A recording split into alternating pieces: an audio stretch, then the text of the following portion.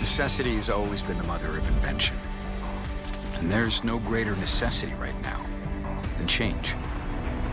Over 100 years of experience brings Mitsubishi Motors to today. But the future relies on change. Change in the way we take on the world. Change that challenges us to look beyond the obvious. Change that keeps moving us forward. Everything we do embraces that change. Pushing beyond expectations at every turn. Standing up for standing out in the crowd. Ensuring that wherever change takes you, you'll be ready for the road ahead. Ready to go your own way. A new idea.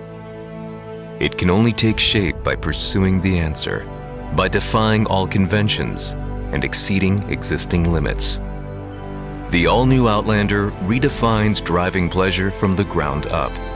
Its bold presence, solid and dynamic design, with meticulous attention to details expressing Japanese hospitality.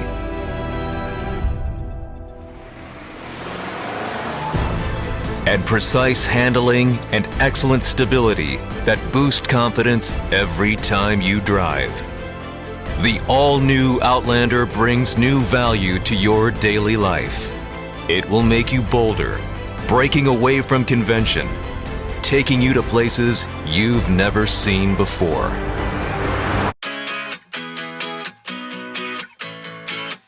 Hit the road in the all-new 2022 Mitsubishi Outlander from 5-star Mitsubishi Altoona.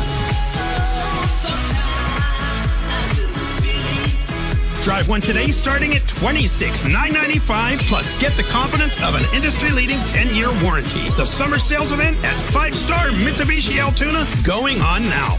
The all-new 2022 Mitsubishi Outlander at Jeremy Franklin Mitsubishi.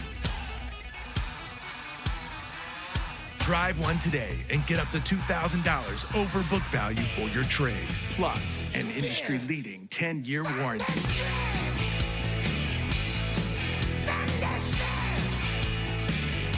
The all-new Outlander at Jeremy Franklin Mitsubishi. Get thunderstruck.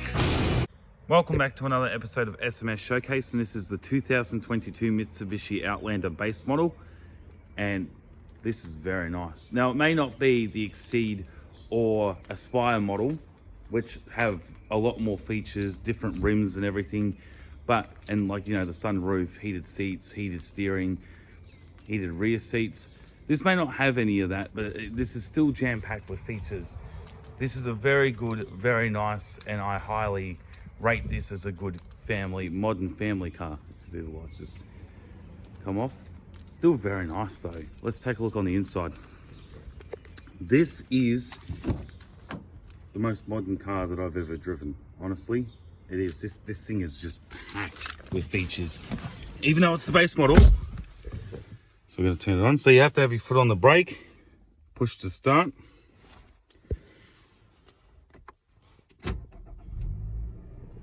You get this really neat little feature. I'll wait for that. It's going to tell me to turn my lights on. I'm waiting for it. It'll interrupt me any second now. Please switch on your lights. Bingo. That's just a little GPS that we have, the little dash cam. And normally this would just go into Apple CarPlay, but it's connected to the phone that I'm using to record this. So I had to bump all that off. And so now that we go through the features, is it going to let me? There we go. So you've got your speed here. Now first I'll go through all these dash features and stuff like that, and then I'll go through with the head unit, the dual climate control, and everything else. So first off, we have, as you see, speed auto refuel. Now I still don't have a clue what that means, but it's, as you can see, obviously auto speedometer. And then when we go through, so you've got whatever music you'd be playing on CarPlay. That is sign recognition, so traffic signs. So every time you come up to a traffic sign, it will come up on your dash what this speed limit is of the sign. And you got settings. So this is where it gets juicy, right? This is where it gets really really with the features of what this has. So ASC setting, I don't even know what half of this means. Driver assistance, so you got lane, blind spot, emergency brake, as you can see. Parking sensors, this thing is just packed up the arse.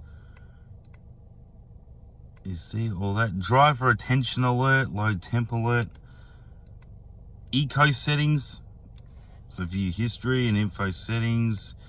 Clock displays, so as you can see, you got the clock up there as well. All these features. Vehicle settings, it's electric tailgate. You can actually opt that off and on, which is interesting because, yeah, as I'm seeing, lighting, what's that? Welcome light, auto room lamp, oh my god. Locking, sensitive lock. You can also auto lock. What is this? Shift when you shift to park. So when you put it in park, it will unlock, and you can even do it for lock as well, auto door locked. Wipers, you've got speed sensoring, auto wipe, reverse, oh my god. And you've even got mirror fold, so you can say fold off, unfolded ignition, or at unlock. Oh my god. Okay, maintenance, service. You can even come in here and put in, so actually I'm going to reset that because that was just completely random. Oh, okay, I don't, rightio. So, but that's interesting though, because you can put in whenever, like automatically, or sorry, say manually, put in whenever you say a service. So at the moment, this one's running at 45,000. We're not even at that, we're at 39. So you can even put that in though. If you would go bang, bang, bang, bang, bang, and we go all the way up to 3.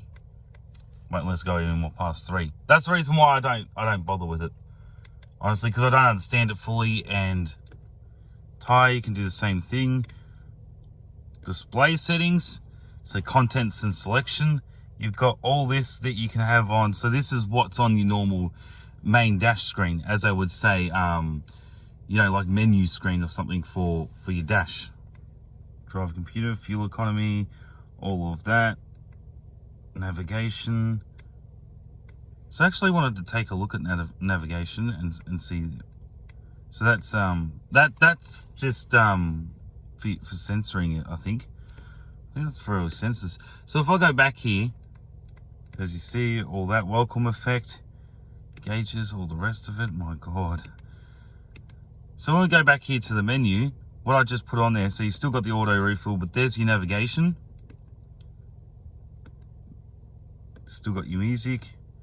There's a traffic sign, but now I've put in, it tells you what sensors are on and what's off. So, you know, you got this says blind spot forward and lane off, which just means if you want all the bells and whistles to it or not. So that I find a bit annoying. That I'm going to take off the where are we? Display settings, content selection. I'm actually going to take that off. The navigation's good. That's the one that's annoying. There we go. Anyway, I'll stop getting distracted with all of that. But as you can see though, still very nice. I mean, it's still flashy for what you can do on the dash.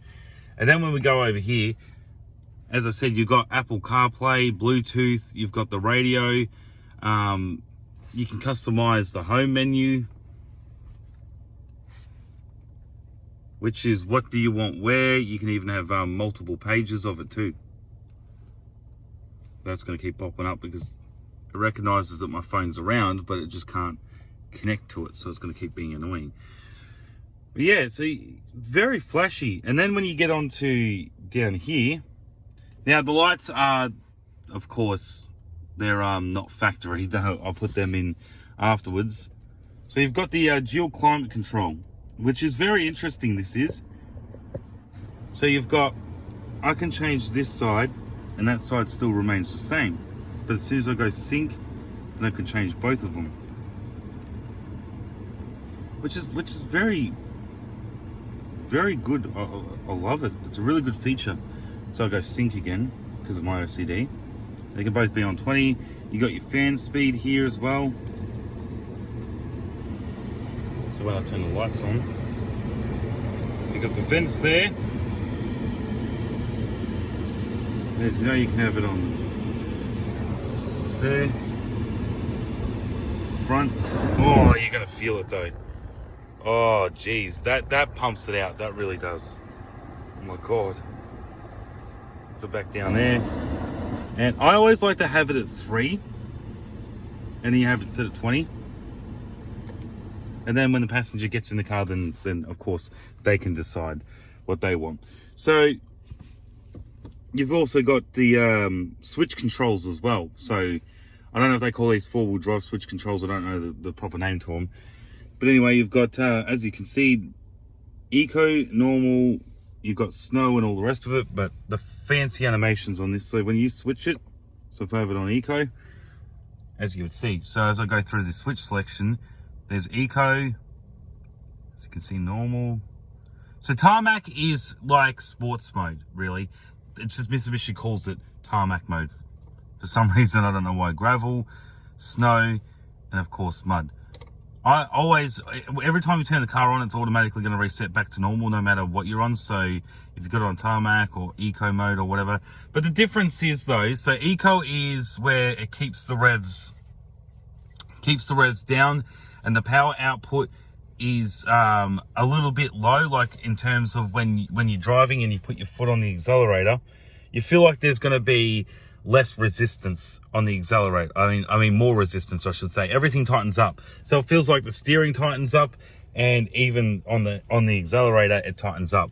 But then when you get into normal mode, it gives you normal mode is like eco and tarmac mode put together. But tarmac mode, to me, I like to call that hoon mode, because I mean, honestly, if we're talking in Aussie tongues, right, the truth is tarmac mode is hoon mode. This car just loosens up on the accelerator, it loosens up on the steering, and the power output is amazing for this car. I mean, it can go when you put your foot down, but when you're in normal mode and you put your foot down, it will give you that power output of tarmac mode, but it would still take a little bit. There is still a bit of resistance there, like with the pedal feeling like it's tightening up a little bit, right? So normal is eco and tarmac mode put together. Eco mode is, of course, the more fuel efficient, and the revs are down. Everything feels like it's more tighter between the handling of the steering and the pedals. And then in tarmac mode, it's just put your foot down and you go. You don't even need to try. And then with all the rest of them, so gravel, snow and mud, they're more, I more or less just use them for, I guess, just more traction. That's right, that's what it's called, traction controls. I just use it for that anyway, for the rest of them. And I don't really go outside normal mode though. I more or less just leave it on there. And this, so when you hold that down, flashes on the dash there. I think that's something to do with keeping the car more stable when you're on an incline, so on a hill or something like that. So it just keeps the car more stable. I mean, I never use it. So let's turn that off. There we go. And as you can see there as well, on the dash, you've got so those two icons there are your fog lights and also your headlights as well. Which is very interesting too, because when you look at here, I don't know if you can really see it. It's being blocked by the steering wheel. We'll get in there. See if I can focus it. So as you can see, you got the auto feature. You're not really going to be able to see it much, but you got the auto feature.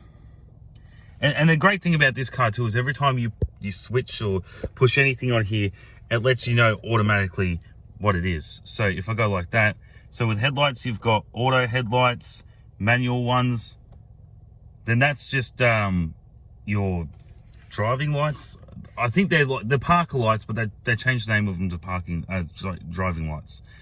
And then of course off, which does leave the lights on. So the difference is, so you can see there's auto, Nothing really changes because that's just auto, that's manual. And then you've just got your normal, so it does switch between. So as you would see on the dash here too, it's the head unit is integrated with the lights as well. So as you'll see with the head unit, and as the lights change,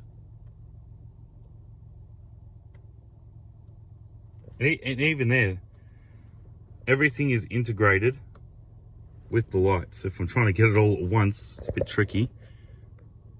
But there you go, you can see sort of. Anyway, you get the point. It's so annoying. It knows my phone's here. It just knows that I haven't got my Wi-Fi on for it to connect. But yeah, anyway, so I did put in these lights, for the footwells of the car. So that's of course what that is. Just it sort of spices things up a little bit, because you know you got this, and at night time, you know, I mean, I don't know, it's just a me thing. I always say that for my preference, you need to have the lights. I mean, it'd be great if Mitsubishi and all the modern cars just automatically came with these lights, but I guess they kick up about it. You've got your so here, when you put your foot on the brake, let me go through the steering wheel. So when you put your foot on the brake, and then you've got the switch on the side here, you just push that in, and at the same time as pushing this button in, you just go down, straight down, puts it into drive. And then you've got, of course, reverse, and you've got the reversing camera as well, which is really good because, you know, it also shows you where the steering is. So if I turn the steering all the way around, and as I'm turning the wheel, as you can see that little orange line, it will change with it. So there's completely, hold on, let me get it on. That's completely straight. Right there, with the way that I have the steering wheel there, even though it doesn't look like it, it's straight. As soon as I let go of the steering wheel, well, it's not straight no more. But that is really good though. That is really good. And you've also got where if you go completely dead straight back, the sensors will stop automatically, the car will brake automatically. So the ABS, automatic brake system, and you've got parking sensors as well. So when you go too close to something, it will start to beep at you. So for example, if we just go back just a little, just to test this out. The parking sensors there. As we're getting closer.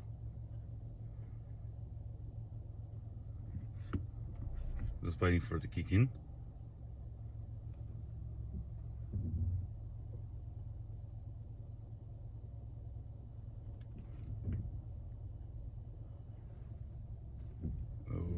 Kick in any time. I'm just waiting for it.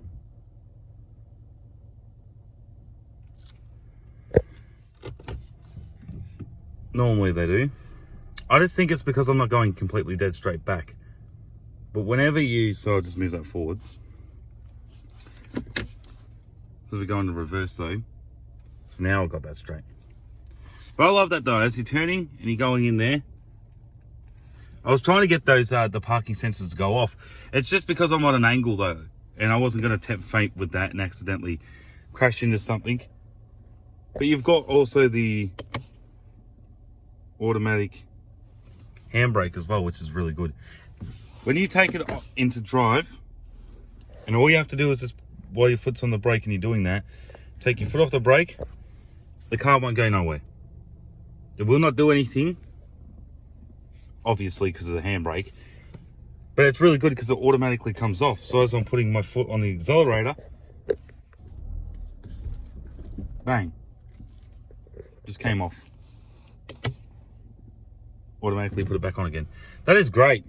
I really do like that. So you've got your cup holders as well. Center console. And then as we are getting in here, oh, what's that whinging about? This thing has all the bells and whistles, so it does whinge a lot. And also what we did also put in aftermarket as well. So not just the lights, but what is also aftermarket as well is, that is really cool. It costs 70 bucks, but as soon as you put your phone on there, it will automatically close and start charging your phone. I love that. That is really cool. But as we get into it here, so as you can see, I'm going to go to the back. So also, you know, you're going to see some aftermarket stuff. I know the other versions of the Outlander do have all this, but we just put it on. So you just push this button. It's not working as well as what I expected it to. Come on.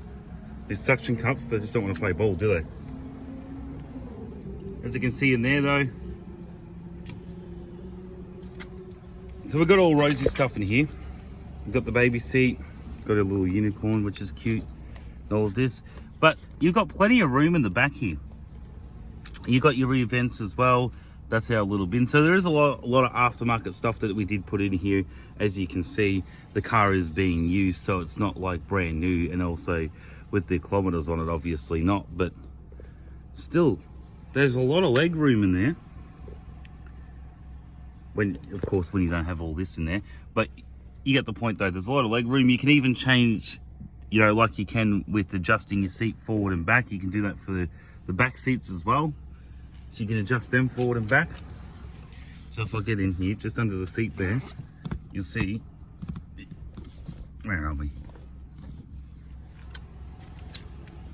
I think that one's stuck, but I'll go around the side though. I'll come around the side here. I'll actually show it off because I think the baby seat sort of has it in place. So when you get up underneath here, there's a little lever, and you can actually, I think you need two hands for that. You get the point though. So there's a little thing, lever is just under there. So there's the sliders for it there anyway, so you can pull the seat back. And obviously you can put these seats down, make more room, which is really good.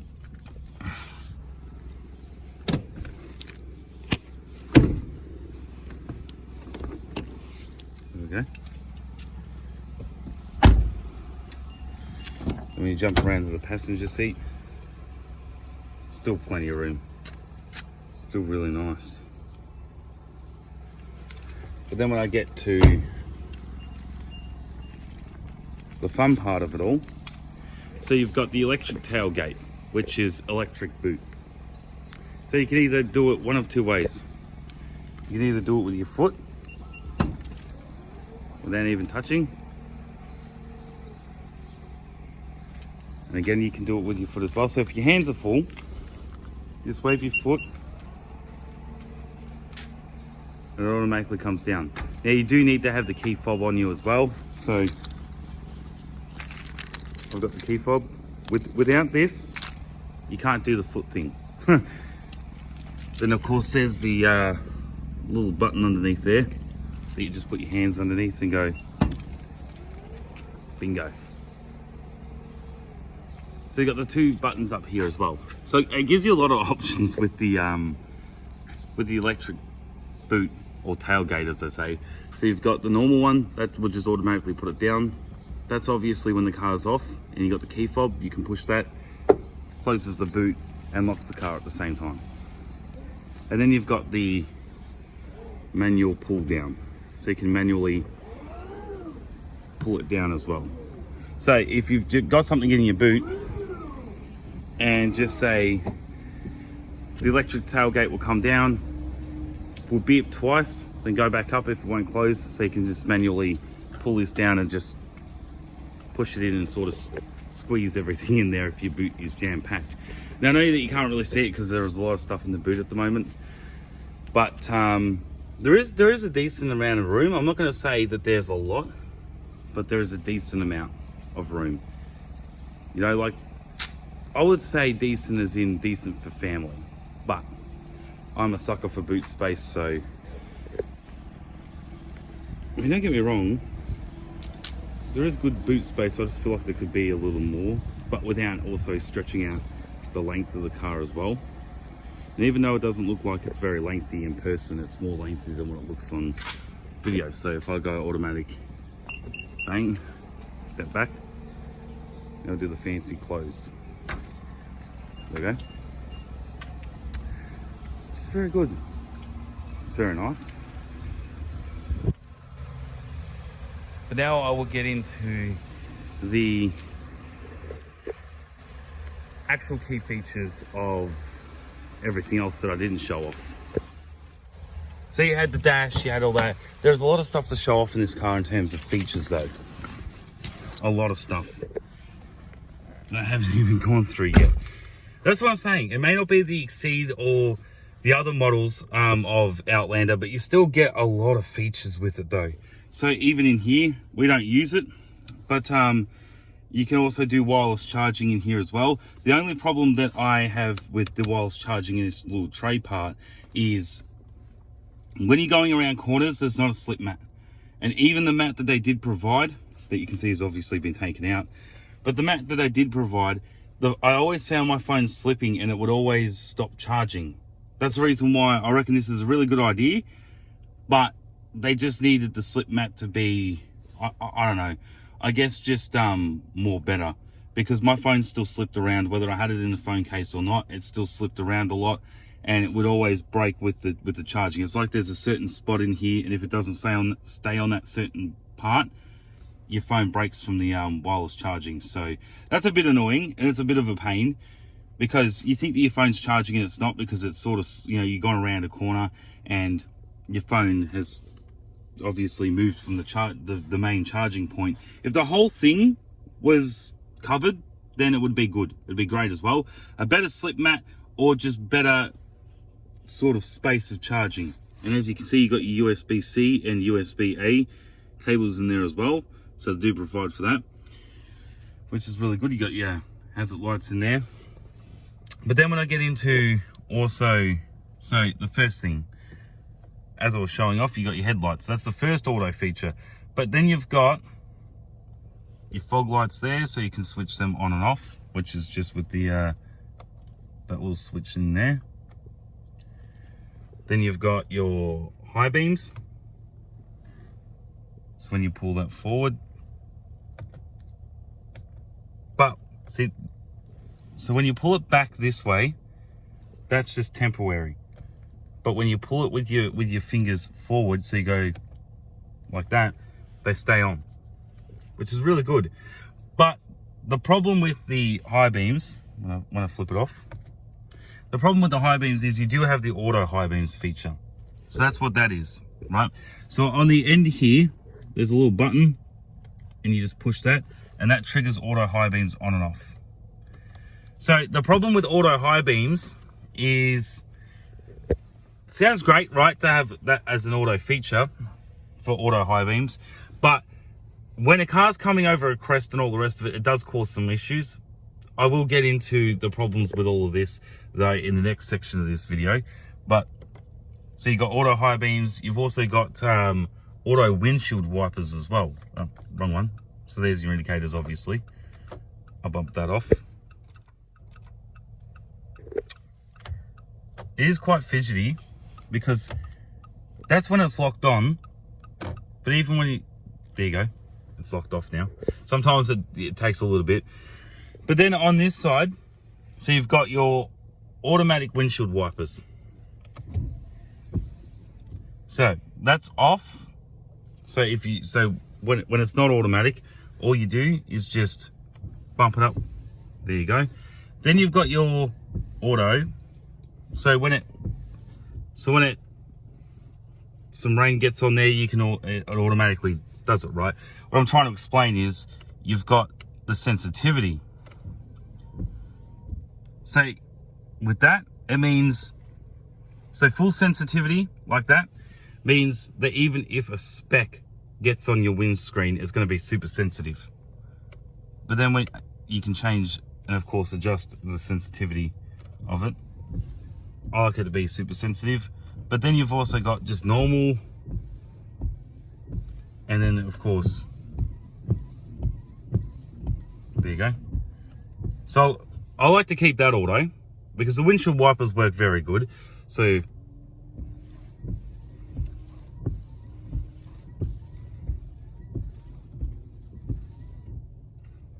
does leave the streak marks. So what I like to do when it does that is bump it off. Just bump it back on one time, just to give it a little bit more of a, take it off the windscreen. So there's the auto wipers. What else we got? Oh, you got the rear wipers as well. That's right. So that's the rear wipers. I don't know if you can be able to see it. So, but these aren't auto though. These are just more of a manual. So you got, you know, where it goes every couple of seconds and then of course off. But there's no auto feature for that though, which I'm surprised, because they've got to put a little button on there like they did with the auto high beams and had it auto for the back. But I guess you can't have everything auto. It's already got a lot of features though, which is really good. You got your cruise control. So when I push that one there, so the bottom one, that's your cruise control. Of course, you've got your set here. So you set your speed, and once it's set, then you can just go to resume and you can go cancel, or pushing the brake also takes the lock off the cruise control as well, which is very, very good. So I like how you got on the dash here, you've got the time, the speed sign, and also how many degrees it is outside. You've also got a limiter too. So when you go, so as you see there, right, that one is cruise control. This is the limiter. And the limiter means that you can set it literally, set the speed to whatever limit you want. So just say if you set it to 100, right? You set the limiter to 100, it will not let you push past 100. But that's more of a learner feature though. So this car does have a lot of features that I reckon are good for, you know, new drivers and stuff, but for, you know, fully licensed and experienced drivers and all the rest of it, the limiter isn't really something that you would use. It's more cruise control. The limiter is more for learner drivers, I would imagine. That's just my opinion though. I'm just trying to think, is there any more features to show off here? Well, of course, you've got your next button for your music. You've got your scroll button. So that's just the scroll button for like your options and stuff.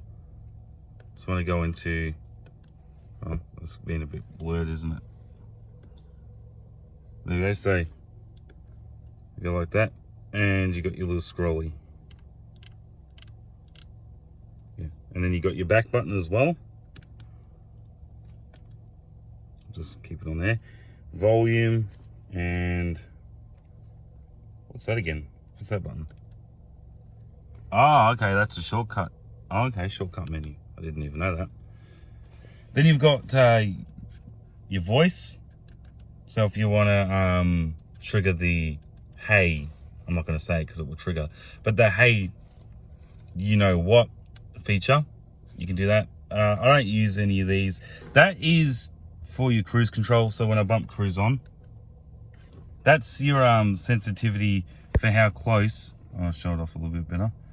To show it off like that. There we go. So how close you want to be practically up someone's ass. So you see those three lines? And then it illuminates. So that's I guess 3 car spaces, 2, and then 1. Or I could have that completely opposite way around. I still haven't figured that out yet with the 3 lines there. So I'm thinking that means that you gauge the distance by a lot, mid, and you back a bit. I don't know. But I like to have it like mid. Because I don't want to be riding up or tailgating anybody while I'm on cruise control. But I also don't want to be too far behind either, especially if I'm following somebody as well. So, is there anything else? You've got your glasses holder as well. Of course, so, which is really cool because it gives you the light as well, even for the driver. They don't normally do that.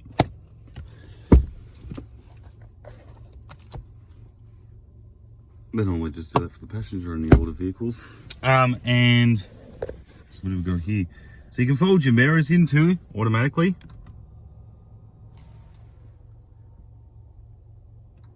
and then fold them out again. You've got where you can so lock the car and then unlock it. Mirror adjust there, and auto windows and window lock. So that's all that there, and you've got your little vent down here. Down here you've just got your brightness for your dash, and then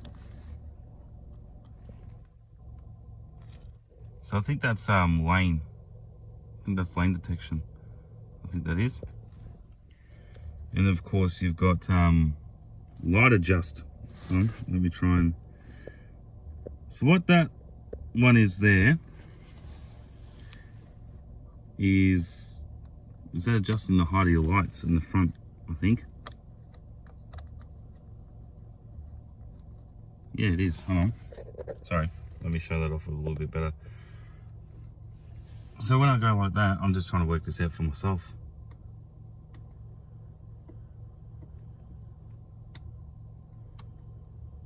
Oh yeah. I think you can see it changing.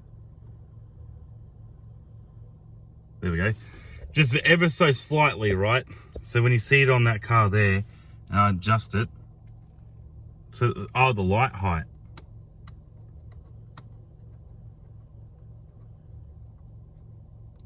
It's very fidgety.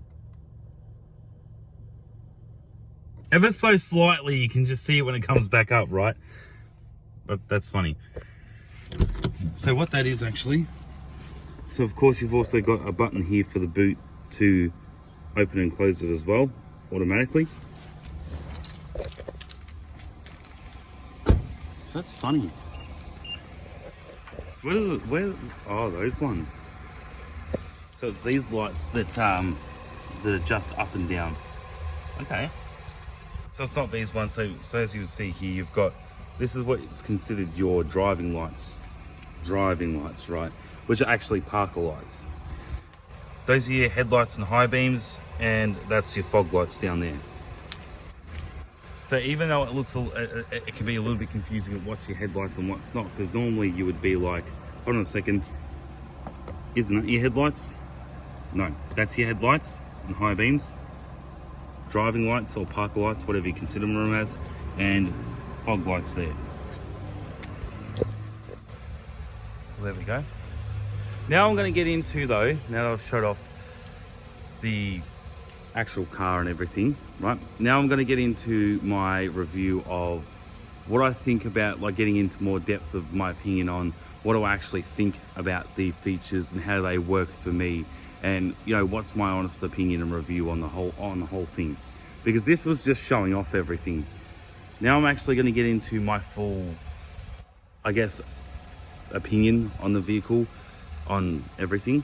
So yeah, but the last thing I will say though before I get into that is the front does look very nice. It looks very flash.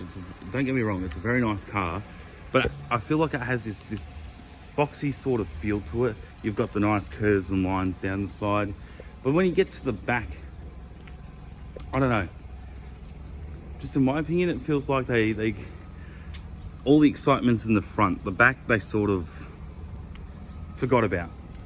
But this is still a hell of a lot more better than the earlier models. So the more older models of Outlander, this still, in my opinion, shits over it. This is still very nice.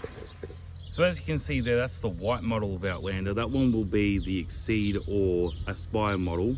I'm not too sure on what model of Outlander that is, but there's the white one there. And as you can see, I can tell it's a bit of a later model because of the rims on it as well. And also the paint scheme. With the base model, it's just this grayish type color, so it is a bit different. And even when you look at the front guards here too as well, so those guards down there, when you look at the guards on the other one, they've got a bit of a different so it is the same, but that one will just have a lot more features in it than what this one will. So now I get into my honest opinion on all the features and everything that the car has. Look, as I was saying, you've got your auto wipers, high beams, headlights, all the rest of it, right? Auto headlights is really good. That's why I always have auto headlights on. And the auto windshield wipers as well. That's very good, but the problem that I do occur with that is when you have it on auto and it is just piss pouring down with rain, you sort of need to bump it off and then put it back on auto to sort of wake it up, because sometimes it just doesn't trigger off when it should. So, I mean, that's easily ignored though, as a feature, because all you have to do is just wake it up, and once you've woken it up, it will just do it normally, right? It will just do it automatically, and then when the rain stops, the windshield wipers will stop accordingly. But sometimes that can even be a problem too, because there can be absolutely no rain and it can still be going ballistic. That's where the sensitivity with the auto windshield wipers comes into it, because you feel like the sensitivity is up too much, but even sometimes you feel like it's down too low. So even when it is starting to really heavily rain and piss pour down on your windshield, you feel like with the sensitivity down too low, it won't trigger off when it's supposed to. So you sort of have to find that mid. With me, I have the sensitivity on full, so even if a speck comes on the windshield, it will just go off.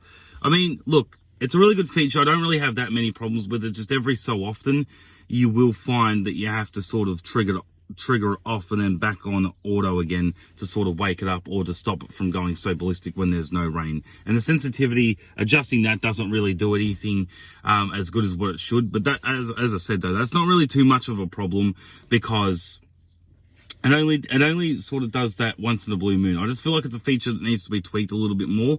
But other than that though, it is still an amazing feature to have in a car like this. And then you've got your auto high beams. That is where my biggest problem comes into it, because the distance, there is no sensitivity with that. For some reason, I don't understand why. I don't know if you've got it in the, you know, more newer models of Outlander or more newer models of cars with auto high beams these days. But I know in this car, it doesn't have it. There's no sensitivity to how sensitive you want the auto high beams to be. And to me, that's a bit of a pain, because there will be, you know, a tiny bit of distance between you and the oncoming car, and they will actually be forced to flash their high beams on in order for the auto high beams to recognize there's a car with headlights in front of you for it to dim down. And even when you go over a crest and stuff, you know, so if there's a hill or a little bit of an incline, then as they're going, as that hill's there, the auto high beams will put the high beams back on, which is frustrating. To me, it's just more easier doing it manually, because then you get the choice of when you're bumping on and off the car. It doesn't trigger off accordingly as good as what, like, as I said, on paper, sounds like a great feature, auto high beams. But when you implement it and you're actually driving and you see how it works, it just has some problems with it. Even when you're driving behind a car and you see the vehicle ahead of you and you see the tail lights, it won't dim the high beams. I don't know if it really recognizes tail lights as much as what it should, because you'll be, you know, really close to somebody, like not tailgating them, but you'll be fairly close to somebody and the auto high beams will still have the high beams on. So I don't know how close you have to get to somebody's ass before the auto high beams dim off and notice that there's tail lights ahead of you. So to me, the auto high beams is a feature I don't really knock around with. I just do it automatically. I do it manually, because doing it auto high beams, there's just too many problems with it, too many faults with it. You know, it's good on paper, but implemented and you see how it works, it just doesn't work. That needs to be tweaked. That needs to be sort of, I guess they just take that auto high beams feature and just redefine it, make it better, make it where there's sensitivity like there is with the auto windshield wipers, but just do the sensitivity feature for also the auto high beams as well. But the auto headlights, they work great. There's not a problem with that. They trigger off when they should. So when you're driving during the day, the headlights are off. And when, of course, when it gets darker, they automatically trigger on, which is really good. You've even got that feature too, where when you turn the car off, it will have the driving lights on for a little bit longer. Just so, for example, if you don't have any lights when you park the car, it gives you that extra like 30 seconds or so before the lights automatically come off. So you can see where you're going in a dark environment. So, or in a dark area, which is really good. It sort of works as like a little lamp light thing. And then the Apple CarPlay, that works really good. I don't have any issues with that. Just what I think is just as I was saying with the traction controls. Now the incline one, that's I don't ever use. I don't really see a difference with that. You know, when you're on an incline, yes, it's used to keep the car more steady and more stable, I guess, when you're going down a hill. But to me, I can keep the car steady myself. I don't really need that. It's if you're going down, you know, a bit of I guess a rocky type incline. I don't know, but I don't really use it. The only traction controls that I use is just normal or tarmac mode. The only time I'll ever use eco is if the car is, you know, on really low fuel. Then I guess I'll use that for more fuel efficiency. Other than that, I won't use it. And then the other traction controls like snow, mud, and all the rest of it, and gravel, I use them more if you need more traction control and you feel like the dirt road that you're on is slippery. So if you're on a dirt road and you feel like it's loose dirt, then I'll put those traction controls on. So, you know, just bump on gravel or whatever. Or if there is flooding and you're going through some flood waters, I do bump those traction controls on too, because it does add a little bit more better traction as you're going through those flood waters. So, it works great for that. But, yeah, now when it comes to the dual climate control, that is a very neat, very good feature. But the problem that I do have with that is, and I know it seems like I'm ragging on all these features, but I love them, don't get me wrong, I love them. But there is a lot of things that I do feel are features for just learner drivers. Like, you know, lane detection and all the rest of it. Even something I didn't touch on is the blind spot. Now, on the left and right of your mirrors, there is little triangles, and they will illuminate orange. And the great thing about that is they'll illuminate orange when somebody is in your blind spot, which is very good. When you're on a freeway and you want to change lanes, and you feel like somebody's in your blind spot, if that illuminates on your mirror orange, then obviously you know someone's in your blind spot, not to go, which is really good. That is, I really do like that. The lane detection sensors and all the rest of it, that's look, I'm comfortable with that because I'm used to it. Some people don't like it, or some people really love it. Me, I'm in between. I don't love it and I don't hate it. Like when you start to go over and you're on a highway or whatever, right? And you start to feel that like the car's leaning more towards the opposite side of the road, this thing will actually bip a couple of times at you and just give you a gentle little nudge and put you back into your lane. So the lane detection thing is all right. It's not as annoying as you'd expect it to be. I mean, it is a little bit, but at the same time though, if you are somebody who sort of swerves a little bit to the opposite side of the lane, then, you know, opposite side of the road, this will just put you back in that lane.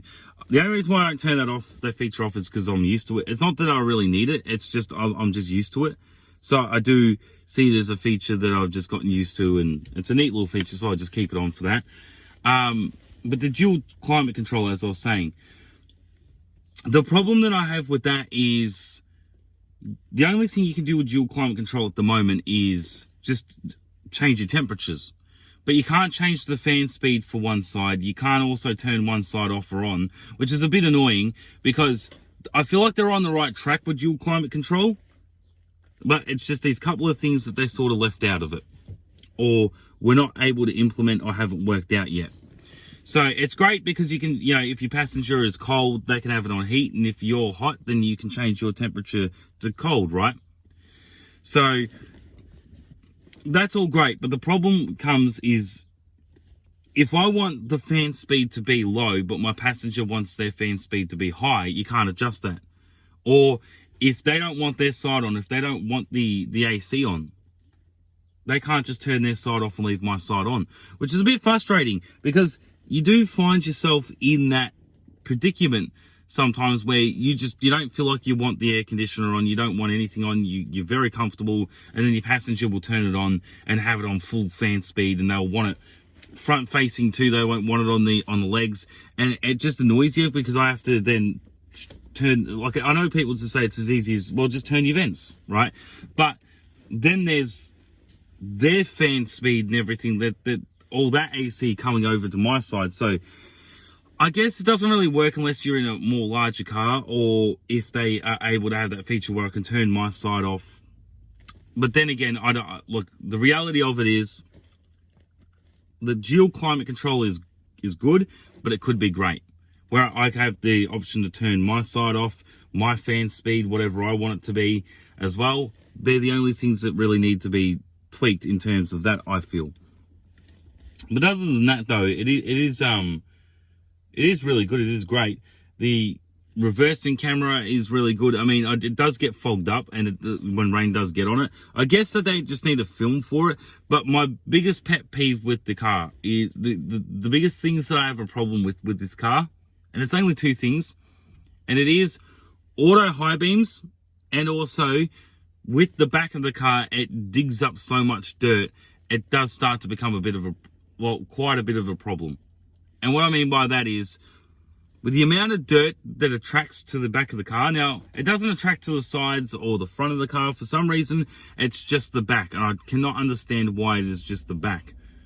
And that is, I guess it's because all the dirt's being kicked up and it goes to the back automatically, where it's not being kicked up on the sides or the front of the car. I can understand that, but I don't know whether having mud flaps or something, but that would look silly on this car. But I don't know if having like little mud flaps would make a difference. But just the amount of dirt that attracts to the back of the car is ridiculous. Because you'll find that because I live out in a country property, and I always have to take a dirt road all the time to go in and out of home. Every time I get in the car, the back window is just saturated in dirt. It is just unbelievable. And that's why, even if they were able to do, windshield fluid, like water, but for the back, because they're on the right track with that too, right? You've got the rear windshield wiper, which is good, but just being able to add water to that, like a little water tank in the back there, would make the biggest difference with all the dirt that gets kicked up. But the thing is, though, when I've driven different cars, right? Even the Mitsubishi ASX, and that doesn't have the dirt problem this does. No other car has had the dirt problem on the back windshield, kicking up all this dirt, and it looks really dirty, it looks really messy, and it looks real bad. I haven't had that problem with any other car, though. So when people argue and say, oh yeah, but it's the amount of dirt that you kick up and at the back of the car, how come no other car that I've driven on that property has kicked up the amount of dirt on the back? I can drive my 98 Commodore, I can drive an ASX, I can drive a CHR, I can drive any other car, and it does not kick up the amount of dirt onto the back as what this does. So it's got something to do with the design of the car, and or the material that they use, or whatever, but it's just atrocious with the amount of dirt that gets on the back of that. And the fact that the Mitsubishi doesn't do anything about it, they don't provide you, like, there's no lacquer spray or anything, and even if you are to spray it, that's going to come off eventually because you have to go to the car wash every so often. So I'm just saying, there's no really fix to the problem. It's more of just the car itself. I don't know, and it always seems like I'm ragging on this car. It's just, there's a couple of things that just tick me off that could be better. But other than that, though, this thing is, as I said, loaded with features. It is great. It may not have the heated steering wheel or the heated seats or anything like that, or the dual climate control on the back. But other than that, though, I mean, even though you don't have any of that stuff, this car is still fantastic. I still highly recommend it. I still highly rate it. And as I normally do on these SMS showcase videos to do with cars and stuff, I give it an out of 10 rating. So what would I give this car out of 10? I would give this car a good, I'd give it a 7 out of 10. And the reason why I give it a 7 out of 10 is because it's not the best family car I've seen. The features are really good, which does gives it that higher rating. But I guess what sort of stops it from being more of an 8 or a 9 is just, I guess, it's just, that there could be more to it, and even if you had the Exceed model, or even if you had the newer models of Outlander with the sunroof and everything like that, I guess I'd still feel like there's something missing, in terms of, I feel like when they got to the back of the car, they got bored, whereas all the fun is in the front, in terms of how the car looks and stuff. But I mean, look, it is still a fantastic car. I still give it a 7 out of 10. I mean, I guess I can sort of change that and I'll give it an 8 out of 10 actually. I'll give it an 8 out of 10 because it's a beautiful car, nice modern family car, plenty of leg room in the back, not like the CHR. The CHR is cramped. Even the Toyota 86, the back seats don't exist to me. But this has plenty of leg room, plenty of head space. The boot space is decent. It's not like overly great or anything like that, but the fact that you can also put the back seats down too as well to give that little bit of extra room in the boot if you do need it. I mean, that's why I changed it. It's not a 7. I guess it's an 8 out of 10. You got your cup holders in the middle of the seats too, the middle of the back seats. So the middle seat does convert down to have cup holders too for passengers sitting in the back. And it's a 7-seater as well. So that adds some bonus points as the fact that it's a 7-seater. So you can flip those back seats down as well. And so look, it's a great car. You know, you've got all these features, got everything that the car does. It's a great car. It's just, my personal preference is it's an 8 out of 10. What do I reckon in terms of family car would be a 10 out of 10? In terms of a family car, at the moment, would probably be the 2022 Fortuner.